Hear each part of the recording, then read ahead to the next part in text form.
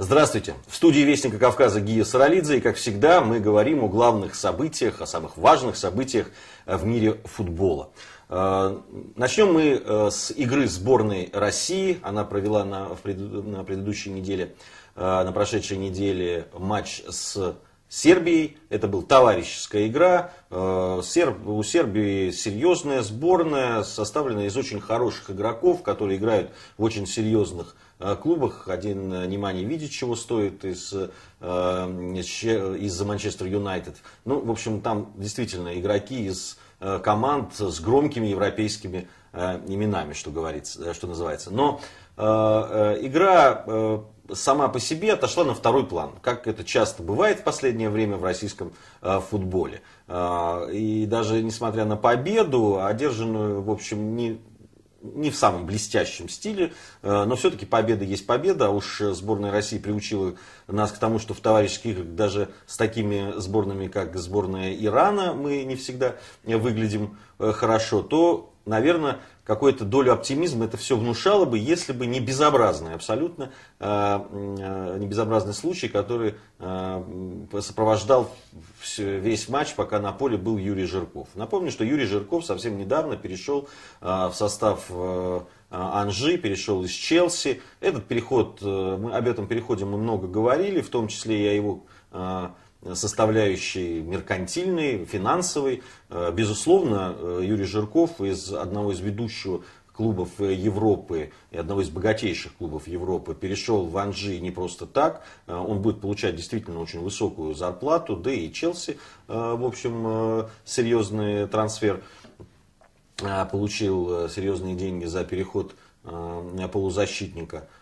Однако можно высказывать свою точку зрения на этот переход, на то, правильно ли с точки зрения дальнейшей футбольной карьеры сделал Жирков или нет. Но то, что устроили болельщики московских клубов по отношению, да и не только московских, по отношению к игроку сборной России, в игре сборной России, просто не влезает ни в какие рамки.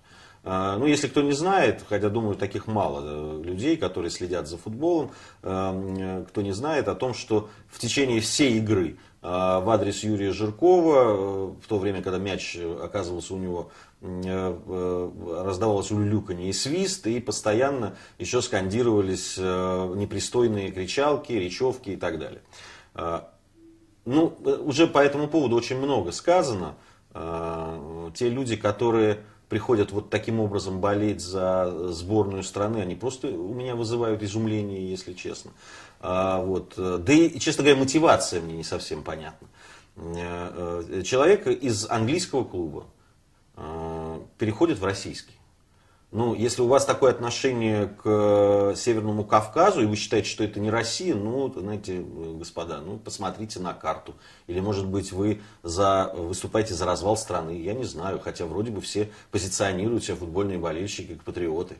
Вот. Если с точки зрения финансовой, там вечно какие-то о том, что к совести взывают и так далее. Ну, во-первых, Жирков профессиональный футболист, и это его право выбирать, за какой клуб и за какие деньги он будет играть. Другое дело, да, вы там могут сказать, что это право высказывать свое мнение. Да ради бога, на форумах, у вас есть масса возможностей высказать свое мнение помимо матча сборной России. Юрий Жирков постоянно выступает за российскую сборную. Именно с его прекрасной игрой, с его именем связаны те небольшие, пускай, но все-таки победы, которые одержала наша сборная, в том числе и на чемпионате Европы по футболу. Юрий Жирков очень часто выступал за сборную, несмотря на плохое самочувствие, травмы и так далее. Никогда не отказывался приезжать в ее состав. Он играл в том числе и за молодежную сборную, когда был уже основным игроком ЦСКА. И, наверное, может быть, ему и с точки зрения дальнейшей карьеры не надо было ездить на какие-то молодежные турниры и там с возможностью получить там травму и как-то на свою карьеру там помешать его дальнейший рост карьеры. В любом случае, Юрий Жирков профессиональный футболист и имел право играть, выбирать себе клуб такой, какой он хочет. В том числе и по тем мотивам, что в Анжи он будет играть постоянно, и вот уже первую игру со Спартаком он сыграл, об этом мы еще поговорим, об этом матче, и играть за сборную страны никогда не отказывался. Еще один, на мой взгляд, немаловажный момент. Говорят о том, что Анжи купил Жиркова за большие деньги, это дотационный регион и так далее. Вы знаете, я не против того, чтобы дискутировать по поводу того, правильно ли тратят деньги в Анжи. Но это вопрос к руководству этого клуба и к его хозяевам, но никак не к Жиркову. Это раз. Во-вторых, я не очень понимаю. Хорошо, а деньги, которые тратятся на «Зенит», или на «Спартак», или на «Динамо», что, можно подумать, газ добывается где-нибудь в Питере или в его окрестностях, те деньги, которые «Газпром» тратит на «Зенит», или, может быть, нефть бьет ключом в центре Москвы или в ближайшем Подмосковье, это деньги «Лукойла», которые тратятся на московский «Спартак». Почему такие двойные стандарты? Для меня совершенно непонятно. Абсолютно.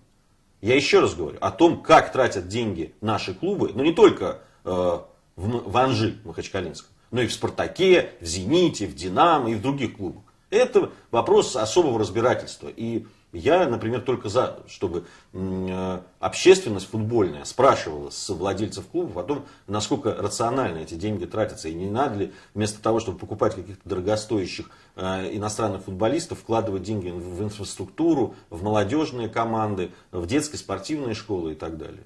Но это вопрос не только к Анжи, но и ко всем остальным. Поэтому для меня вот стала полной неожиданностью такая обструкция в отношении одного из, на мой взгляд, лучших, талантливых игроков, который столько отдал отечественному футболу, в том числе и сборной России. Абсолютно незаслуженно и абсолютно, на мой взгляд, вульгарно поступили болельщики, если их так можно назвать. Я абсолютно на стороне Юрия Жиркова. Я могу по-разному относиться к этому трансферу и к тому, как он скажется на футбольной карьере Юрия Жиркова. Но я морально абсолютно на стороне этого футболиста и хотел бы его поддержать со своей скромной стороны. Юрий Жирков прекрасный футболист, он еще много сделает, я надеюсь, для нашей сборной и укажет настоящее место тем горе-болельщикам, которые позволили себе вот такое отношение к этому замечательному футболисту. Это был Гия Саралидзе, это «Вестник Кавказа». Мы продолжим говорить о главных событиях в мире футбола в следующей части нашей программы.